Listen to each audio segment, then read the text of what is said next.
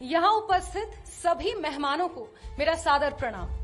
आप सभी का बहुत बहुत स्वागत और अभिनंदन। शिमला पहाड़ों की रानी के नाम से मशहूर ये शहर हिमाचल प्रदेश की राजधानी न सिर्फ अपनी प्राकृतिक सुंदरता बल्कि शिक्षा, प्रशासन और सांस्कृतिक गतिविधियों का एक प्रमुख हब है। शिमला सिर्फ अपने शांत वातावरण और प्राकृतिक सुंदरता के लिए ही नहीं बल्कि ब्रिटिश कालीन वास्तुकला इसकी समृद्ध ऐतिहासिक विरासत को दर्शाती है और इस शहर को एक राजसी स्वरूप प्रदान कर इसे देश के बाकी और शहरों से बेहद सुंदर और अलग बनाती है। और आज मुझे कहते हुए बेहद गर्व है और खुशी है कि हमारे इस खास कार्यक्रम राइजिंग शिमला में हम हमारे इस बेहद खास और खूबसूरत शहर की सांस्कृतिक, राजनीतिक और आर्थिक उन्नति पर खास चर्चा करेंगे। राइजिंग शिमला एक ऐसा मंच है जहां हम चर्चा करेंगे कि हमारे शहर को आगे आने वाले समय में और कितना आत्मनिर्भर, सशक्त और आधुनिक होने के साथ साथ कितना सुरक्षित बनाया जा सकता है। और इस खास कार्यक्रम में मैं एक बार फिर से स्वागत करूंगी हमारे सभी मेहमानों का। जोरदार तालियों के साथ मैं स्वागत करूंगी आज के बेहद खास मेहमान लोक निर्माण मंत्री और शहरी विकास मंत्री विक्रमादित्य सिंह जी का। मैं अनुरोध करूंगी हमारे न्यूज 18 हिमाचल के कंसल्टिंग एडिटर मुकेश राजपूत जी को कि हमारे खास मेहमान को मंच पर लेकर आएं और पहले सेशन का आगाज करें।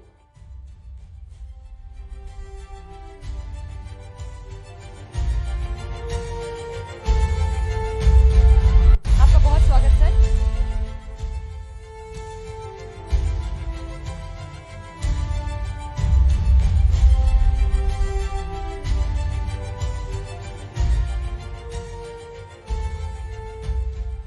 बहुत बहुत शुक्रिया।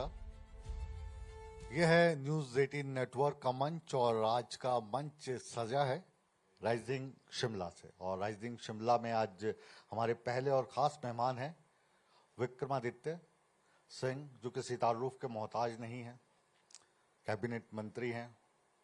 और इनके पिताजी की बात करें वीरभद्र सिंह, जो अपने आप में एक संस्था रही हैं और उसी चीज को आप आगे बढ़ा रहे हैं।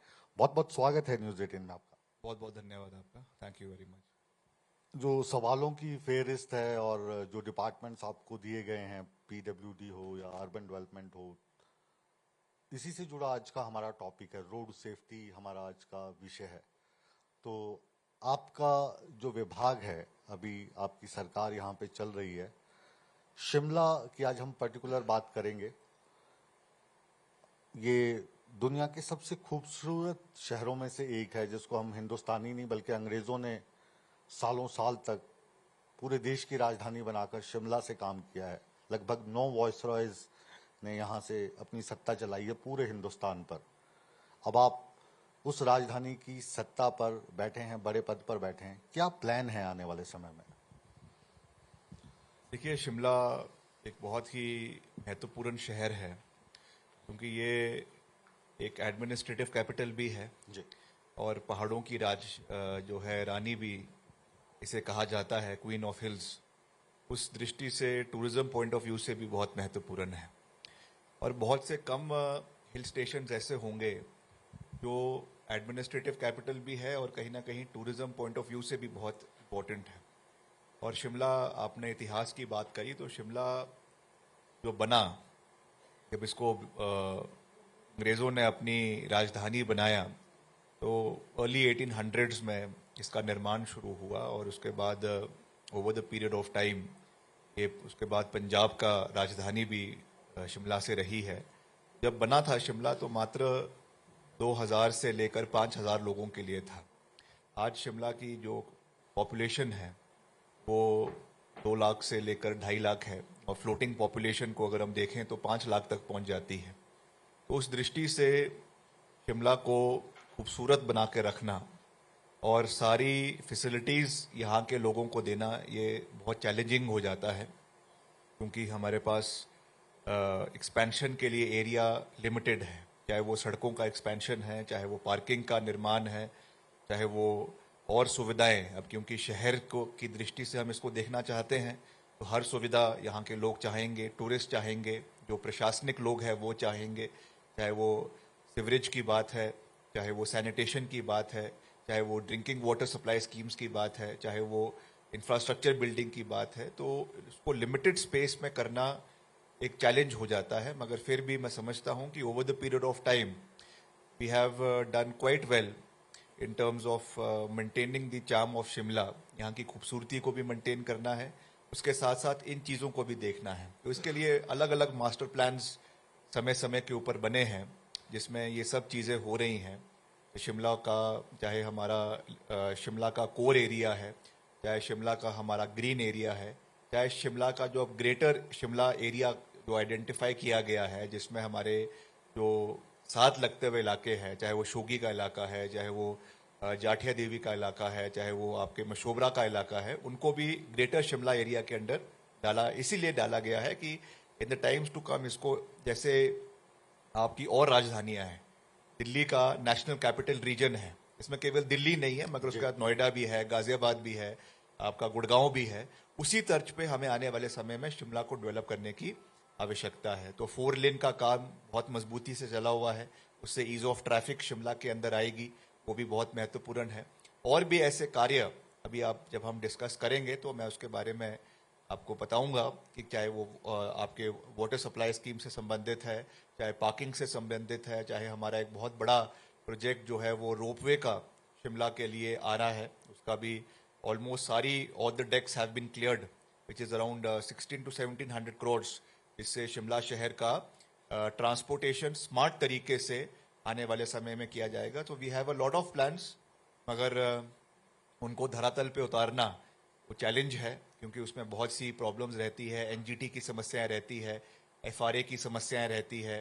शिमला सेस्मिक जोन 4 में भी आता है, तो उस दृष्टि से हमको उसका भी ख्याल रखना है कि कभी कोई ऐसी भूस्खलन की या अर्थक्वेक की कोई समस्या आती है, उसके लिए भी हमको स्ट्रक्चर्स को मजबूत रखना है। तो all of these things have to be taken into consideration, but overall I would say we have done a good job. And it is not only the अभी की सरकार, मगर जो प्रीवियस गवर्नमेंट्स है, सबका इसमें कंट्रीब्यूशन रहा है, और हिमाचल को आगे ले जाना है, शिमला को भी आगे लेकर जाना है। बीइंग अ टूरिज्म स्टूडेंट, मैंने मास्टर्स किया यहीं पर हिमाचल प्रदेश विश्वविद्यालय से, और यही वो हॉल है जहां पर हमने जो शिमला या हिमाचल को एक क्विज के माध्यम से पूरी दुनिया में ले जाने की कोशिश की। और टूरिज्म के जो भी हमारे स्टूडेंट्स हैं बहुत अच्छा कर रहे हैं आज की डेट में, वो चाहे होटल इंडस्ट्री में हो, ट्रैवल एजेंसी में हो, they are on the top position. कोई वाइस प्रेसिडेंट है, कोई सीईओ है। लेकिन टूरिज्म के पॉइंट ऑफ व्यू से इतनी पोटेंशियल होते हुए भी हिमाचल प्रदेश में हम जो पुराने टूरिज्म डेस्टिनेशन है, महज उसमें आप शिमला को ले लीजिए, मनाली को ले लीजिए, अब थोड़ा बहुत धर्मशाला चलने लगा है, चौथा नाम जो है वो पब्लिक की जहन में नहीं आता। जबकि इससे भी अधिक खूबसूरत जगह है। किन्नौर चले जाइए, आप स्विट्जरलैंड भूल जाएंगे। धर्मशाला के ऊपरी इलाकों में आप चले जाइए, यूरोप भूल जाएंगे। लेकिन वहां तक पहुंचना सबसे बड़ी चुनौती है। रोड्स नहीं है, रोड्स हैं तो फिर वहां पे इंफ्रास्ट्रक्चर नहीं है, मतलब अच्छे होटल्स नहीं है। फिल्म्स वाले जाना चाहते हैं वहां पे शूटिंग के लिए, लेकिन रहने की जगह नहीं है। तो इस तरफ बहुत सरकारें आई चली गई, लेकिन टूरिज्म वहीं का वहीं खड़ा है अभी भी। नहीं, ये मैं नहीं कहूँगा कि टूरिज्म वहीं का वहीं खड़ा है। जो हमारा फुटफॉल है, चाहे वो नेशनल टूरिस्ट है, डोमेस्टिक टूरिस्ट है या फिर इंटरनेशनल टूरिस्ट है, उसका फुटफॉल बड़ा है, और ये आंकड़ों के साथ मैं ये बात कह सकता हूँ। मगर ये मैं आपकी बात से बिल्कुल सहमत हूँ कि हमको इंफ्रास्ट्रक्चर क्रिएट करना बहुत महत्वपूर्ण है। और जो हमारे टूरिज्म डेस्टिनेशंस है, जो सो कॉल्ड टूरिज्म डेस्टिनेशंस है, अब वो अपने सैचुरेशन लेवल पर पहुंच चुके हैं। चाहे वो शिमला है, चाहे वो मनाली है, चाहे वो धर्मशाला है। हमें जो वर्जिन एरियाज हैं प्रदेश के अंदर, उनको डेवलप करने की आवश्यकता है। उस पर सरकार कार्य भी कर रही है। अभी जब हमारा विंटर सेशन चला हुआ था, तो मुझे जो है जिला कांगड़ा का जो ऐतिहासिक पोंग डैम है, महाराणा जो है उनके नाम पे जो डैम है, वहाँ जाने का मौका मिला। तो बहुत अच्छा डैम है, और बायोडाइवर्सिटी के रूप से इट इज़ वेरी रिच। सारी साइबेरियन बर्ड्स वहाँ पे आती है, उनका माइग्रेशन वहाँ पे होता है। उस एरिया को डेवलप किया जा सकता है, और उस पर सरकार भी मंथन कर रही है। वैसे ही आपके मंडी इलाके के जो फॉरेस्ट एरियाज है, चाहे वो सिराज का इलाका है, जंजैली का इलाका है, वो भी बहुत रिच है, किन्नौर का इलाका है।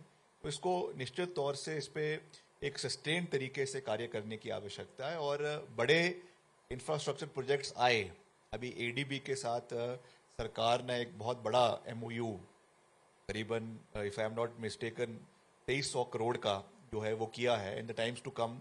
अब उसका हमको वेलनेस सेंटर्स जगह जगह पे, जिसमें शिमला भी है, मनाली है, धर्मशाला है, नगरोटा बगवा है और नदौन है, वहाँ पे ये बनने जा रहे हैं। उसके साथ साथ जो होम स्टेज है, ये भी एक बहुत अच्छी पहल सरकार ने ली है। इसमें हम जगह जगह पे जो है ग्रामीण अर्थव्यवस्था को मजबूत करने के लिए जो कदम सरकार उठा रही है, जिसमें अभी मैं एक जो कमेटी भी इसके लिए बनाई गई है, I am also a part of that, उसमें कैसे हमें होम स्टेज को और बेटर करना है in the times to come, क्योंकि उससे जो लॉस ऑफ इनकम हो रहा है जो सरकार को, उसको भी हमें जो है मजबूत करना है। सरकार को ही नहीं बल्कि जो प्राइवेट होटलियर हैं वो भी इससे परेशान हैं। मैं वही कहना क्योंकि चाहता हूँ, उनको कोई टैक्स नहीं देना पड़ता। Development of one cannot be done at the cost of the other. Hotel industry is also very important, उनका अपना रोल है, they have a substantial contribution to the GST, SGST, excise, उनका अपना दायित्व है और वो एक मजबूत स्तंभ है, हम उनको फ्लरिश करवाना चाहते हैं। मगर at the same time we want that ग्रामीण इलाकों में हमारे जो होटेलियर्स है, जो हमारा होम स्टेज है, वो आगे बढ़े। और जिस उद्देश्य से उनको लाया गया है कि कोई भी अपने घर में जो है वो 2 कमरे 3 कमरे जो है वो उनको चला सकता है और उससे एक एडिशनल इनकम आ जाए, तो हम उसके लिए प्रयास कर रहे हैं कि दोनों चीज़ें साथ चले और दोनों को फायदा हो, नुकसान किसी को ना हो। इस दृष्टि से इस पॉलिसी को मजबूत करने की कोशिश की जा रही है। और जहां तक कनेक्टिविटी की आपने बात करी, दैट इज़ वेरी इंपॉर्टेंट। इस विषय को भी हमने लगातार, चाहे वो हमारे सरकार के स्तर पे है, चाहे केंद्र सरकार के स्तर पे है, हमने एक पूरा रोड मैप पूरे हिमाचल प्रदेश का बनाया है। अभी 4 लेन का कार्य पूरे प्रदेश में चला हुआ है। मंडी से आपका जो है कुल्लू मनाली पठानकोट, उसका 4 लेन का कार्य चला हुआ है। बदल गया है। अब हमने प्राथमिकता पे मनाली और कुल्लू को जोड़ने के लिए भूभू जोड़ टनल है। इसके लिए मैं पीछे अभी गडकरी साहब से दिल्ली में मिला था और हमने इसके लिए विशेष निवेदन किया है। और आपको आपके चैनल के माध्यम से मैं खुशखबरी भी देना चाहूँगा कि मिनिस्ट्री ऑफ डिफेंस ने ये प्रपोजल जो है मॉर्थ को भेज दिया है और बहुत जल्दी इसकी हमको स्वीकृति मिलेगी। और हमारी कनेक्टिविटी जो है वो आपके कांगड़ा से, क्योंकि गग्गल एयरपोर्ट को हम डेवलप कर रहे हैं, अभी उसमें 2000 करोड़ का निवेश सरकार ने किया है लैंड एक्विजिशन के लिए, तो वहां से कनेक्टिविटी कुल्लू मनाली के लिए बहुत अच्छी हो जाएगी। जी, इसके लिए मैं मुबारकबाद दूंगा आपको। हम क्योंकि एचपीटीडीसी के ही होटल में बैठे हैं और यही जो होटल हैं कुछ चंद महीने पहले हिमाचल की जो टूरिज्म को लेकर छवि है उस पर एक दाग लगा गए कि कोर्ट ने ऑर्डर दे दिया। जिस होटल में हम बैठेंगे ये ज्यूल है हिमाचल प्रदेश का, होटल हॉलीडे होम। जब हम छोटे छोटे हुआ करते थे इसका नाम लिया करते थे, तो एक प्रेस्टीज थी। वैसी ही बात हम पीटर हॉफ की करें, कितनी खूबसूरत प्रॉपर्टी है। चायल पैलेस की करें, कितनी खूबसूरत प्रॉपर्टी है। कुंजुम। लेकिन इन्हीं होटल्स के नाम जब मैंने देखे कि ये इनको घाटे में हैं, बंद कर दो, यहाँ तक कि अपना जो दिल है हिमाचल का, हिमाचल भवन मंडी हाउस में, उसको नीलाम कर दो, तो अंदर से दर्द हुआ। क्यों हम इन हालात पर आकर खड़े हो गए? कहाँ पे चूक हुई? देखिए ऐसा है, ये जितने भी पीएसयूज हैं दे आर जो है ये कॉन्स्टेंटली ब्लीड कर रहे हैं। और ये अभी की बात नहीं है, अगर आप इसको जो है पिछले 2 दशक से देखें, और ये केवल टूरिज्म कॉरपोरेशन की बात नहीं है, एचपीटीडीसी की बात नहीं है, जितने भी पीएसयूज हैं लगातार वो कॉन्स्टेंटली लॉसेज में है। अब सरकार का निश्चित तौर से दायित्व रहता है, क्योंकि एज अ स्टेट की रिस्पॉन्सिबिलिटी ये है कि हमें सोशल सर्विसेज सबको देनी है। मगर जहां तक कॉरपोरेशंस की बात है, ultimately the agenda is to have a profit making organization. तो उसमें कहीं ना कहीं एक डाइकोटमी हमको देखने को मिल रही है। उसकी वजह से अभी सरकार प्रयास भी कर रही है कि हम कैसे इनको प्रॉफिट मेकिंग आने वाले समय में बनाएं। मगर वैसे ये तो मेरा पर्सनल व्यू है, ये मैं आई am not speaking on behalf of the government और द पार्टी। नहीं, जो भी हिमाचल में रहता है टूरिज्म को लेकर उसके मन में रहता है। गवर्नमेंट का जो है ना, बिजनेस में होने का कोई बिजनेस नहीं होता है। अल्टीमेटली जितने भी कॉरपोरेशंस है ये है, इनको हमें कैसे प्रॉफिट मेकिंग बनाना है, इसके लिए हमको एक डिफरेंट व्यू आने वाले समय में लेने की आवश्यकता है। क्योंकि होटल्स, निश्चित तौर से आपने चैल पैलेस की बात करी, आपने ये जो एचपीटीडीसी का होटल है इसकी बात करी, और भी जितने होटल्स हैं, निश्चित तौर से इनको चलाना हमारा एजेंडा है ताकि जितने भी टूरिस्ट बाहर से आए वो यहाँ पे रहे, मगर उसके साथ साथ इनकी क्वालिटी मेंटेन रहे, इसका जो है सर्विसेज मेंटेन रहे, इसके और लिए इसके एक कल छोटा सा कॉस्ट मुझे- है हाँ। वो मेंटेन रहे। इसके लिए कुछ मेजर्स लेने की आवश्यकता है जिसपे in the times to come उस पे जो है विचार होना चाहिए। जैसे आपने पर्सनल सी बात कही ना, मैं भी एक पर्सनल सी बात कर रहा हूँ और एक पर्सनल रिक्वेस्ट की। कल रात को हम तो एक और हमारी शिमला की शान है आशियाना, वहां पर डिनर करने के लिए गए। तो किसी का मैं नाम नहीं लूंगा, लेकिन वहां पे जो अधिकतर जो स्टाफ काम कर रहा है वो आउटसोर्सिंग वाला स्टाफ है। 10-10, 15-15 साल से वो काम कर रहे हैं। उनकी अब काम करने की जो इच्छा शक्ति है वो खत्म सी हो गई है, क्योंकि इंतजार करते रहे। पहले आप के पिताजी पर बहुत एतबार रहा, उनको कह भी रहे थे कि वीरभद्र सिंह होते आज तो हमें पक्का कर देते। फिर जयराम ठाकुर जी आ गए, फिर अब सुखविंदर सिंह सुक्खू आ गए।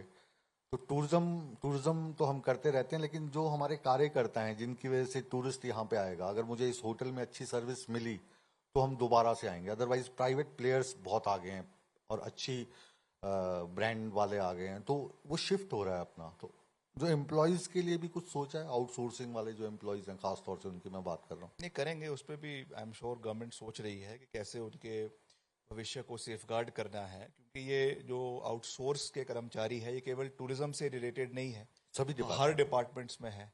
And if I am not mistaken इनकी strength is around 25 to 30,000 employees जो अलग अलग डिपार्टमेंट्स में है। अब वो क्योंकि सरकार को काम लेना भी है और हमें अपनी वित्तीय जो परिस्थिति है उसका भी ख्याल रखना है, इसलिए कैसे उनके भविष्य को सेफगार्ड किया जा सकता है उस पर हमने भी इस विषय को, मैंने कई बार जब मैं ऑपोजिशन में भी था उस समय मैंने विधानसभा में भी ये इश्यूज उठाए, और अभी भी हम जहाँ पे भी मुझे मौका मिलता है कैबिनेट में भी मैं इस विषय में बोलता हूँ, मुख्यमंत्री जी से भी इस विषय में हम बात करते हैं, वो भी इस बातें में बहुत संवेदनशील है कैसे इस चीज़ को करना है। बट हमें अपने कॉन्स्ट्रेंट्स भी देखने हैं, हमें सरकार की पॉकेट को भी मद्देनजर रखना है। उस परिप्रेक्ष्य में what can be the best possible decision that can be done for the outsource employees वो हम करने का प्रयास करेंगे। किसी का एक्सप्लॉयटेशन नहीं होनी चाहिए, ओवर एक्सप्लॉयटेशन नहीं होनी चाहिए। जो मिनिमम उनके वेजेस है या मिनिमम उनको क्राइटेरिया दिया गया है उसमें मिलना चाहिए, प्लस जो और बेनिफिट्स एम्प्लॉय को दिए जा सकते हैं। अब गवर्नमेंट एम्प्लॉय के साथ डायरेक्टली तुलना करना भी मैं समझता हूँ सही नहीं है, मगर जो हम बेटर उनको सेफगार्ड करने के लिए कर सकते हैं वो निश्चित तौर से सरकार को करना भी चाहिए और सरकार कर भी रही है। उसमें और भी कदम हम आने वाले समय में लेने का प्रयास करेंगे।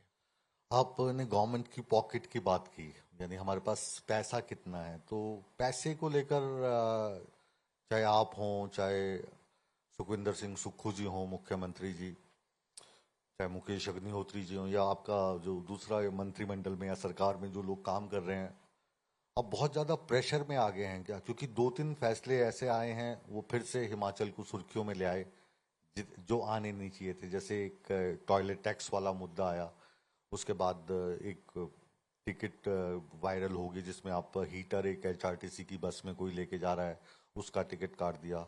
अभी आया था कि अगर आपको टॉयलेट यूज करना है, पेशाब करने जाना है, तो उसके 5 रुपए देने पड़ेंगे। तो इस लेवल पे हमें क्यों आना पड़ रहा है? देखिए ये सब तो मैं समझता हूँ कहीं ना कहीं मीडिया की क्रिएशन है, सोशल मीडिया की क्रिएशन। मीडिया ने थोड़ी ना बनाई वो टिकट। कुछ चीजें देखिए, कुछ चीजें चलती है, कुछ चीजें अब जैसे कि अभी मैं कुछ अपने अफसरों से भी यूडी का भी डिस्कस कर रहा था कि एक अग्रीमेंट है और ये अग्रीमेंट मेरे समय का नहीं है। मैं फॉर एग्जांपल आपको एग्जांपल दे रहा हूँ कि हमने पानी के रेट्स कुछ समय में बढ़ाने हैं। जब मैंने पता किया अपने अधिकारियों से, उन्होंने कहा कि ये हमने अंडरस्टैंडिंग 2019 में जब जयराम जी की सरकार थी उस समय करी है और over the period of time ये रेट्स बढ़ने हैं। अब खर्चा बढ़ रहा है, सब चीजें हो रही है, तो उस दृष्टि से ये चीजें हर डिपार्टमेंट में सर्विसेज जहां आपको देनी है, चाहे वो बसों की HRTC की है, चाहे आपके सैनिटेशन की है, पानी की है, तो एक over the period of time एक टेबल बनता है, उसके हिसाब से रेट्स जो है वो समय समय पर बढ़ते हैं। मगर ये इशू नहीं है, ये छोटी छोटी चीजें हैं जिनको हाईलाइट किया जाता है।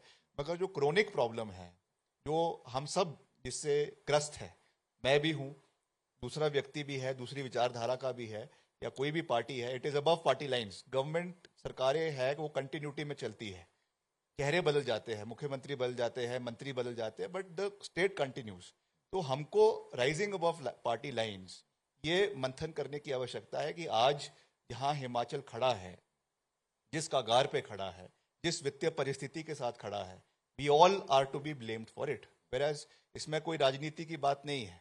1993 वाज द लास्ट ईयर जिसमें हमारा जो है फिस्कल जो रेवेन्यू सरप्लस हमने जो है रहा है। उसके बाद हम लगातार जो है फिस्कल डेफिसिट में चले हुए हैं।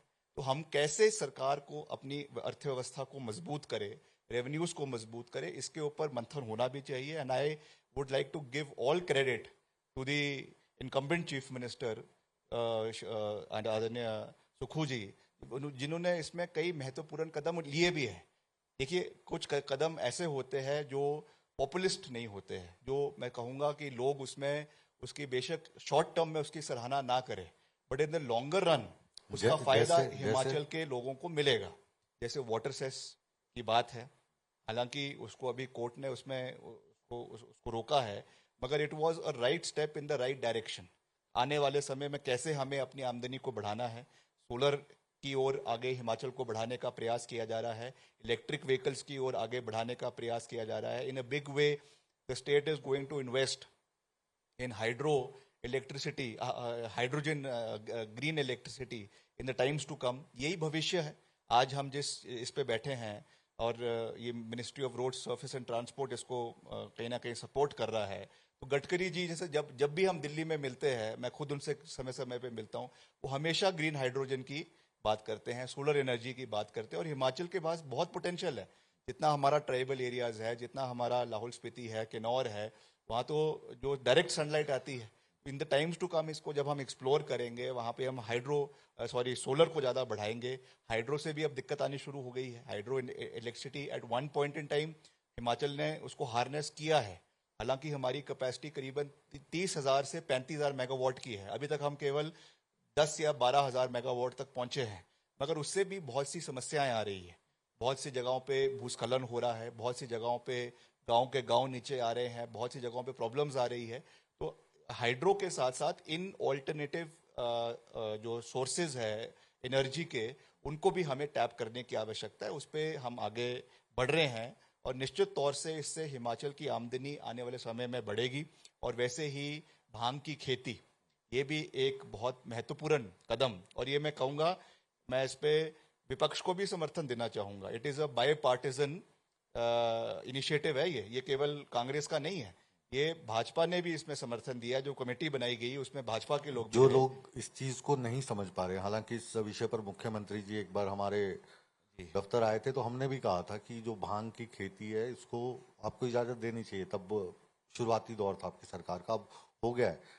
लेकिन इसका इंप्रेशन ये जा रहा है कि अब शिमला हो गया या मनाली हो गया, तो जो चुपके चुपके से कसौल जाते हैं या उसके आगे दूसरी जगह है तोश जाते हैं, अब उनको वहां जाने की जरूरत नहीं होगी। अब ये माल रोड की दुकानों पे ही उपलब्ध होगा। देखिए ऐसा है, black economy, parallel black economy तो अभी भी चली हुई है। हम माने ना माने, पुलिस उसमें बेशक अच्छा काम कर रही है, अभी भी कर रही है, पूर्व सरकार में भी कर रही थी। बहुत जगहों पे भांग की खेती को जला दिया जाता है, मगर एक पैरेलल इकोनॉमी एग्जिस्ट कर रही है। सरकार का इंटेंशन साफ है। ऐसा तो नहीं है कि सिर्फ हिमाचल में ही है, बहुत सी वेस्टर्न कंट्रीज में, अमेरिका की बहुत सी नीदरलैंड में, कनाडा में हो गया, नीदरलैंड में, कनाडा में इसको इम्प्लीमेंट किया गया है। हमारे साथ लगते राज्य उत्तराखंड ने भी इसमें इनिशिएटिव्स लिए हैं। तो इसका हम अगर सही उपयोग करें, इसके जो साइकोट्रोफिक सब्सटेंसेस है, जो इसमें एक पर्टिकुलर ऑयल होता है, उसके अगर हम मात्रा को, क्वांटिटी को कम करें, जिससे नशा आता है, तो उससे हम इसको सही रूप में इस्तेमाल किया जा सकता है। लेकिन वो जो नशा जैसे भांग पीते हैं अभी भी, लगातार सदियों से चला आ रहा होगा। ये स्टूडेंट्स भी, चाहे दूसरे आम लोग भी, गांव के लोग भी, एक अपनी संस्कृति में शामिल रहा है। कोई मेहमान भी जाता तो उसको भांग की वो परोसते थे। लेकिन अब उसकी जगह ले लिया चिट्टा ने, सिंथेटिक ड्रग्स ने। तो बहुत सारे माँ बाप तो मैंने ऐसे भी देखे हैं जो आजकल मंदिरों में जाते हैं और प्रार्थना करते हैं कि हमारा बेटा शराब पीना शुरू कर दे, भांग पीना शुरू कर दे, ये चिट्टा ना ले, क्योंकि चिट्टे से मर रहे हैं बच्चे। नहीं, वो बात आपकी बिल्कुल ठीक है कि केमिकल ड्रग का बहुत बड़ा इन्फ्लुएंस हिमाचल के युवाओं में है। पर्टिकुलरली चिट्टा है या इंजेक्शन से जितने भी और ड्रग्स लिए जाते हैं। और इससे एक और प्रॉब्लम जो है वो HIV की, ये भी लगातार बढ़ रही है। तो इस दृष्टि से तो ये महत्वपूर्ण है ही है। अगर मैं तो एम्प्लॉयमेंट उससे कह रहा हूँ, कैंसर से बचने के लिए इसमें बहुत सी दवाइयाँ हैं जो भांग की उससे आती है। वैसे ही आपके बहुत से कपड़े, उससे फाइबर बनता है, उसका इस्तेमाल किया जा सकता है। और भी बहुत से इसके लाभकारी चीज़ें हैं। जब इसको रेगुलेटेड तरीके से किया जाएगा, तय मापदंडों के तहत किया जाएगा, तो निश्चित तौर से उससे इकोनॉमी को भी फायदा मिलेगा और प्रदेश के लोगों को भी, मैं समझता हूं कि उसका एक अर्थव्यवस्था में सुधार होगा। और जैसा मैंने कहा कि ये तो कड़वा सच है, हकीकत है कि अभी भी पैरेलल इकोनॉमी तो चली हुई है। तो ये चीजें, इस पे मंथन हो रहा है, अभी विधानसभा में भी इसमें चर्चा हुई है। In the times to come इसकी एक फाइनलिटी आएगी, तब देखेंगे कैसे आगे हम बढ़ते हैं। अब मैं आपके हाथ में देख रहा हूँ एक कागज जो मुझे भी मिला है, आपको भी मिला है, और आपके डिपार्टमेंट ने इसको बहुत ही अच्छे से तैयार किया है। तो इस कागज को हम नीचे रखेंगे और आपसे जानना चाहेंगे कि एज एन कैबिनेट मिनिस्टर, अब जो बाकी आपकी सरकार का जो कार्यकाल है, इसमें आपने क्या रोड मैप अपनाया है? पुरानी ऐसी कौन सी चीजें हैं जिसको आप ठीक कर रहे हैं या ठीक करना चाहते हैं? और उसके बाद फिर हम थोड़े से राजनीतिक देखिए, सवाल मैं आपसे तो पूछेंगे। यही कहना चाहूंगा इस पे बहुत लंबी बात ना कहते हुए, कि जैसा मैंने कहा, सरकारें कंटिन्यूटी में चलती है। हमें जितने भी इंफ्रास्ट्रक्चर प्रोजेक्ट्स प्रदेश के अंदर चल रहे हैं, मेगा इंफ्रास्ट्रक्चर प्रोजेक्ट्स है या छोटे स्तर के इंफ्रास्ट्रक्चर प्रोजेक्ट्स है, उनको हमें मजबूती के साथ आगे ले जाना है और टाइमली उनको कंप्लीट करवाना है। That is our number 1 agenda. चाहे वो पार्किंग्स की है, चाहे वो हाईवेज है, चाहे वो ब्लैक स्पॉट्स है, चाहे वो सैनिटेशन के प्रोग्राम्स है, सीवरेज के प्रोग्राम्स है, जो भी चला हुआ है और जो हमने भी शुरू किया है, उसको भी हमें समय रहते हुए कंप्लीट करना है। थोड़ा सा रोड सेफ्टी पे मैं चाहूंगा, क्योंकि आप पीडब्ल्यूडी आपके देखिए, रोड सेफ्टी एक बहुत ही महत्वपूर्ण एस्पेक्ट है। पर्टिकुलरली जो हमारे हार्ड एंड डिफिकल्ट एरियाज है हिमाचल के, वहाँ पे आए दिन एक्सीडेंट्स हो रहे हैं। उसके लिए एक अलग से बजट जो है, पहले वो पीडब्ल्यूडी में ही होता था, मगर अब एक जो हमारा HRTC है, उनको ट्रांसपोर्ट विंग है, उनको एक बजट एलोकेट किया गया है, जहाँ से कुछ पैसा पीडब्ल्यूडी को मिलता है, कुछ ट्रांसपोर्ट को होता है और कुछ हमारा जो है वो पुलिस डिपार्टमेंट को दिया जाता है। उसमें हमने ब्लैक स्पॉट्स इम्प्रोवाइजेशन के लिए, मैंने विभाग को कहा है, जगह जगह पे आइडेंटिफाई किए गए हैं ब्लैक स्पॉट्स। करीबन 600 ऐसे ब्लैक स्पॉट्स है पूरे प्रदेश के अंदर, जहाँ पे हम चाहे वो क्रैश बैरियर्स लगाने हैं, चाहे सड़कों को चौड़ा करना है, उस दृष्टि से उसको किया जा रहा है। और वैसे ही ऑल वेदर रोड्स समय जगह जगह पे बनाए। हमने रोड क्वालिटी को इम्प्रूव करने के लिए एक नई टेक्नोलॉजी पहली बार हिमाचल में हम लेकर आए हैं। That is called FDR, that is full depth reclamation, जिसमें हम नई सड़कों को बनाने के बजाय, जिसमें नया मटेरियल भी कम होगा, पैसा भी कम लगेगा, उसी को ही हम खोदेंगे, उसी में हम सीमेंट की पल्वराइजेशन करेंगे and back it will be put again with more, जिसमें और भी उसमें मटेरियल लगेगा, जिससे उसकी स्ट्रेंथ और वायबिलिटी जो है वो सड़क की बढ़ जाएगी, राइडिंग क्वालिटी हमारी बेहतर होगी। तो इन चीज़ों की वजह से जो एक्सीडेंट्स होते हैं, खास करके डिफिकल्ट एरियाज में होते हैं, शिलाई के कुछ ऐसे एरियाज है, किन्नौर के कुछ ऐसे एरियाज है, चंबा भरमौर के कुछ ऐसे एरियाज है, वहाँ पे हमारा ज़्यादा फोकस उस दृष्टि से है।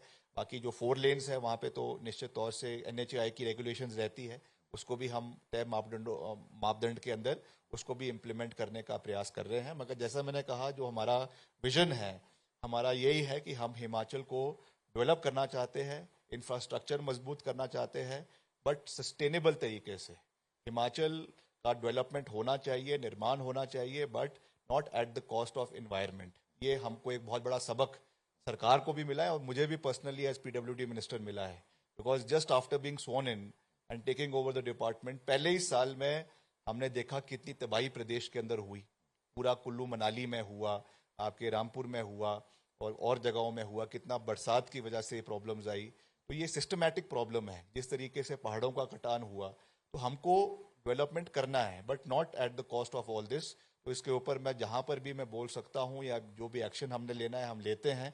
In the times to come जितने भी 4 लेन हमने नए बनाने हैं, हमने खास निवेदन गडकरी साहब से भी मैंने इसमें किया है कि हमको टनलिंग के ऊपर अब ज्यादा फोकस करना है। पहाड़ों की कटाई जितनी कम हो उतना हमको देखना है, क्योंकि उससे एक तो मक निकलता है, उसका डिस्पोजल इज अनदर प्रॉब्लम, उससे आपकी नदी नालियों का जो है वो खराब हो जाती है। तो ये सब चीजें देखनी है। तो ओवरऑल मैं यही कहूंगा कि हिमाचल को आगे लेकर जाना है, मगर सस्टेनेबल तरीके से, ताकि जो हमारा इन्वायरमेंट है, हमारा वाइल्ड लाइफ है, हमारा फ्लोरा है, फौना है, हमारे जंगलात है, वो बरकरार रहे।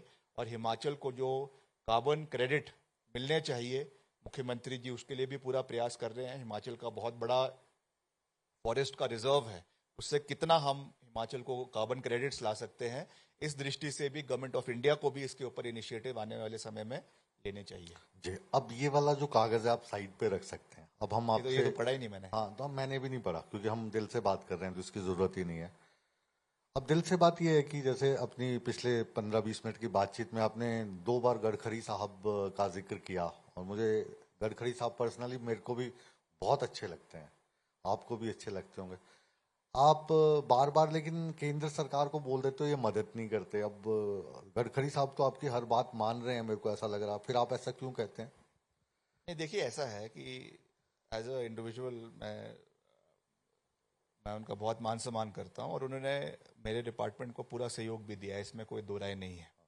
मगर जो ओवरऑल प्रदेश के हित है, प्रदेश को जो राइट हिमाचल को मिलने चाहिए, जिसके बारे में मुख्यमंत्री जी लगातार कहते हैं, वो हिमाचल को नहीं मिल रहा है। क्यों मैं ये बात कह रहा हूं? क्योंकि जब हिमाचल बना था, when Himachal came into existence, अभी हमने स्टेटहुड डे मनाया है, तो हिमाचल को एक पहाड़ी राज्य के रूप में केंद्र से ग्रांट्स के बारे में उस समय से ये बात चली हुई है। अलग अलग फाइनेंशियल पैकेजेस हिमाचल को समय समय के ऊपर मिले हैं। हिमाचल को वायबिलिटी, हिमाचल की एज अ स्टेट बने, इसके लिए the benevolence of the central government over and above the central sponsored schemes is very important.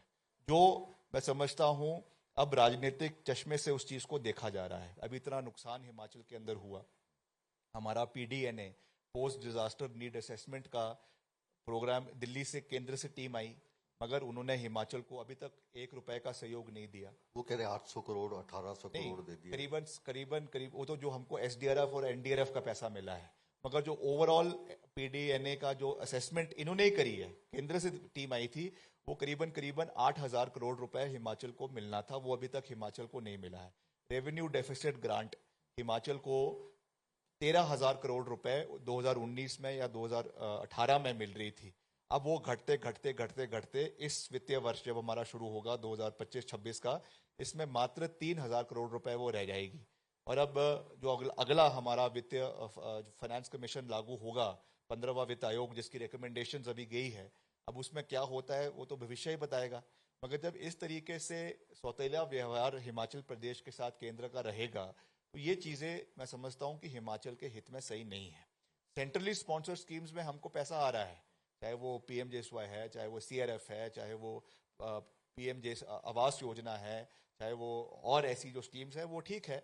मगर इसके साथ जो एक ओवर एंड अबव हिमाचल को सहयोग केंद्र से मिलना चाहिए, particularly because we are a hilly area, particularly because Himachal के इतने रिसोर्सेज नहीं है, कार्बन क्रेडिट्स की मैंने बात करी, उसमें कोई सहयोग हिमाचल को नहीं मिल रहा है।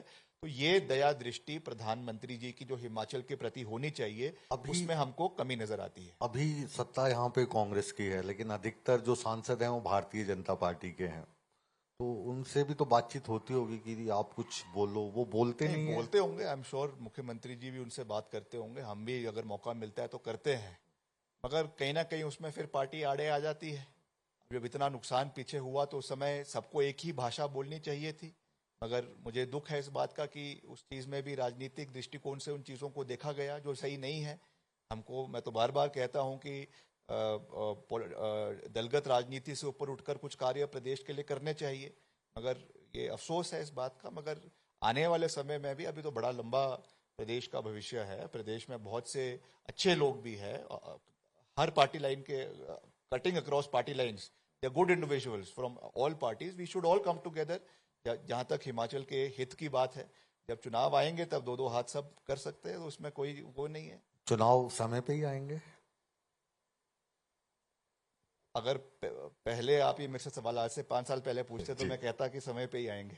पर आजकल की जो राजनीतिक अस्थिरता जो केंद्र ने बढ़ा दी है, तो कुछ नहीं पता दिल्ली में क्या है और राज्यों में क्या है, कब क्या इलेक्शन हो जाए, कुछ नहीं पता। इसी पे अब जो कॉन्स्टिट्यूशनल, इसी पे हम चुगली करते हैं थोड़ी थोड़ी, कॉन्स्टिट्यूशनल स्कीम ऑफ थिंग्स है, जो कॉन्स्टिट्यूशन में जो अधिकार राज्यों को दिए गए हैं, उसकी अगर मैं, मेरे शब्दों का आप बुरा ना मानना, मगर उसकी धज्जियां उड़ा दी है हाँ। कॉन्स्टिट्यूशन की।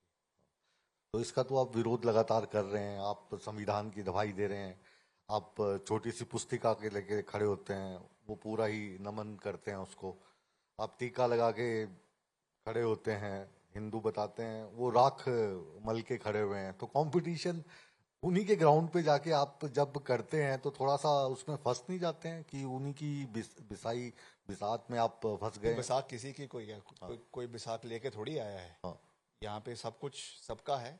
जी। हिस्ट्री हम सबकी कलेक्टिव है। हाँ। सनातन हम सबका कलेक्टिव है। हमारी सोच, हमारे कल्चर्स, हमारे कुंभ में जा रहे हैं आप? हमारे कलेक्टिव है। जाएंगे, क्यों नहीं जाएंगे? कब जा रहे हैं? जब भी समय लगे। जी जी। चलिए, हमारी शुभकामनाएं उसके लिए आपके साथ हैं। अब आप आए हैं और हम सुखविंदर सिंह सुक्खू जी का आना था यहाँ पे, लेकिन आज उनके व्यस्त कार्यक्रम थे, मुकेश जी को भी बाहर जाना था। तो सुक्खू जी सुनते हैं थोड़ा या कम सुनते हैं? नहीं, पूरा सुनते हैं।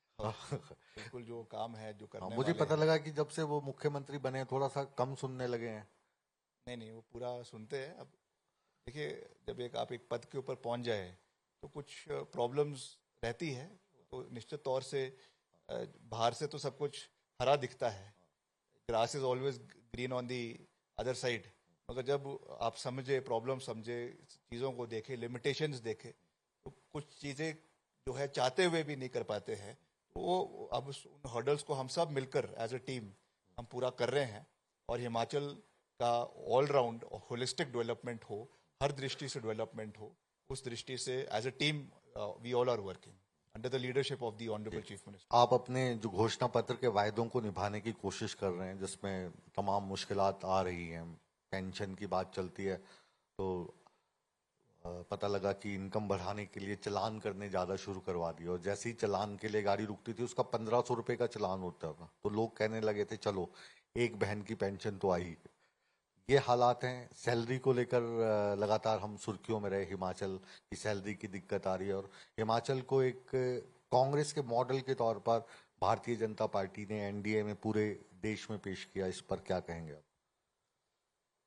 देखिए, जैसा मैंने आपको कहा कि जहाँ तक ओवरऑल हिमाचल के वित्तीय हेल्थ की बात है, ये एक क्रोनिक प्रॉब्लम है, आज की नहीं है। जब पीछे जयराम जी की सरकार थी उस समय भी थी, उसके पहले मुख्यमंत्री वीरभद्र सिंह जी थे उस समय भी थी, धूमल साहब थे उस समय भी थी। Over the period of time ये चल रही है। अब हमें इससे कैसे बाहर निकलना है, ये हमको इसके ऊपर मंथन भी करना है, और सिर्फ मंथन ही नहीं करना है, effective steps need to be taken ताकि भविष्य हिमाचल का सुनहरा हो। जहाँ तक हमारे आपने इसके बात करी है, जो हमने चुनावी वादे करे हैं और उसको भी सिस्टमेटिक तरीके से पूरा किया जा रहा है। 5 या 6 वादे हमने पूरे किए हैं लगातार। उसमें चाहे दूध का प्लांट है और डडवार में वो लगाया है, और भी चीज़ें करी है, और महिलाओं को पेंशन देने की बात है, वो भी हम उसको भी एक सिस्टमैटिक तरीके से प्रदेश के अंदर पूरा कर रहे हैं। जो भी हमारी कमिटमेंट्स है उसको ऑनर करना हमारा दायित्व है, हमारी जिम्मेवारी है, उसको हम पूरा करेंगे। बट ओवरऑल मैं आपको ये कहना चाहता हूँ, फिर से इस बात को रिइटरेट कर रहा हूँ कि हमें इन पार्टी लाइन से ऊपर उठकर हिमाचल के हित में कैसे हम हिमाचल को मजबूत करें, उसके ऊपर विचार होना चाहिए, मंथन होना चाहिए, और एक्शनेबल उसमें काम आने वाले समय में हो भी रहा है, और मजबूती से होने की आवश्यकता है।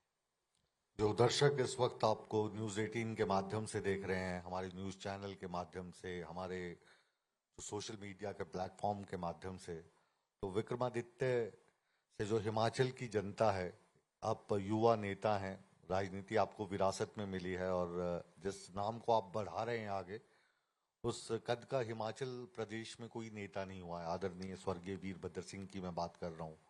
तो उनके नाम की साख को भी बचाना है, प्रदेश को भी आगे बढ़ाना है। ये सारी चुनौतियां आप कैसे देखते हैं और अपने आप को कहाँ पे खड़ा पाते हैं? देखिए, हर चुनौती तो होती है, मगर जो है चुनौती के साथ साथ एक अपॉर्चुनिटी भी होती है। निश्चित तौर से बहुत सी उम्मीदें हैं, और हम उम्मीदों को पे खरा उतरने का हर संभव प्रयास कर रहे हैं। पूरे प्रदेश के लोगों के साथ जितना हो सकता है विकास के कार्यों को आगे लेकर जा रहे हैं। सबका मार्गदर्शन प्राप्त कर रहे हैं, सबका आशीर्वाद प्राप्त कर रहे हैं। एंड इसमें मैं ज़्यादा नहीं कहूँगा, यही कह सकता हूँ कि to be a effective leader हमको बोलने से ज़्यादा जो है वो सुनने पर जो है ज़्यादा ध्यान देना चाहिए। A person who is a effective listener, जो ध्यान से किसी व्यक्ति की बात सुने, चाहे वो अधिकारी है, चाहे वो ग्रामीण का कोई व्यक्ति आपको मिलने आया है, तो आप उस पर ज़्यादा कार्य आने वाले समय में कर सकते हैं। तो मैं तो यही कहूँगा कि अभी हमने अपना सफ़र शुरू किया है और देवी देवताओं के आशीर्वाद के साथ अच्छा प्रदेश के लोगों ने बहुत प्यार दिया है और हम मिलकर हिमाचल प्रदेश को आगे लेकर जाएंगे। हिमाचल प्रदेश जो जब से अस्तित्व में आया है, बहुत लंबा हमने अरसा देखा है और हमसे पहले भी रहा है। एक ज़माना था जब मात्र 200 किलोमीटर सड़कें हिमाचल प्रदेश के अंदर थी। आज ये नौबत आ गई है कि कोई ऐसा गांव नहीं बचा जहां तक सड़कें नहीं हैं। आज जब हम बात कर रहे हैं, करीबन 32,000 स्क्वायर किलोमीटर सड़कें हिमाचल के कोने कोने में बनकर तैयार हो गई है। अभी हमारा बहुत ही एम्बिशियस PMJSY 4 हिमाचल प्रदेश के अंदर शुरू होने जा रहा है, जिसमें 100 और 200 की आबादी के गाँव को भी, हैबिटेशंस को भी हम सड़कों से जोड़ने जा रहे हैं। तो निश्चित तौर से Himachal has come a long way from what it was जब हिमाचल अस्तित्व में आया, मगर मैं ये कह सकता हूँ कि we have miles to achieve before we sleep, और हमें बहुत कार्य करना है और आगे बढ़ना है और हिमाचल को प्रदेश का और देश का सर्वश्रेष्ठ राज्य आने वाले समय में बनाना है। ये जो आपने कहा, मेरी सच कहूँ दिल से दुआ है कि जो आप चाहते हैं ये पूरा हो और हिमाचल जितना फलेगा फूलेगा, सबसे ज़्यादा खुशी आपको होगी तो उससे ज़्यादा मुझे होगी। बहुत बहुत शुभकामनाएं। Thank you very much. और विक्रमादित्य जी से हमने हर खट्टा मीठा प्यारा सवाल पूछने की कोशिश की, क्योंकि राजनीतिक विरासत बहुत लंबी है। तो कितने सवालात का जवाब इन्होंने ईमानदारी से दिया और कहाँ अपने राजनीतिक अनुभव से हमें गोल गोल घुमा दिया, इसका फैसला हमेशा की तरह आप करेंगे। बहरहाल आप नेटवर्क 18 के इस मंच पर आए, हमारी शोभा बढ़ाई, तहे दिल से आपका बहुत बहुत धन्यवाद। बहुत और आपके चैनल को भी बहुत बहुत शुभकामनाएं। Thank you so much. Thank you very much, Vikramaditya ji, PWD Minister, Urban Development Minister. Sir, I would like you to please stay on the stage. And Mukesh ji, आपसे अपील इस बात की है कि आप पुष्पपुंज देकर, भेंट करके विक्रमादित्य सिंह जी को सम्मानित करने की कृपा करें। And Shalinder Wangu ji, our input editor, I would like to invite you up on the stage. And Vikramaditya Singh ji, please, a big round of applause for Vikramaditya Singh ji. And also Vikramaditya Singh ji, you were candid, spontaneous and a very, very good sport. And thank you very much for taking out your valuable time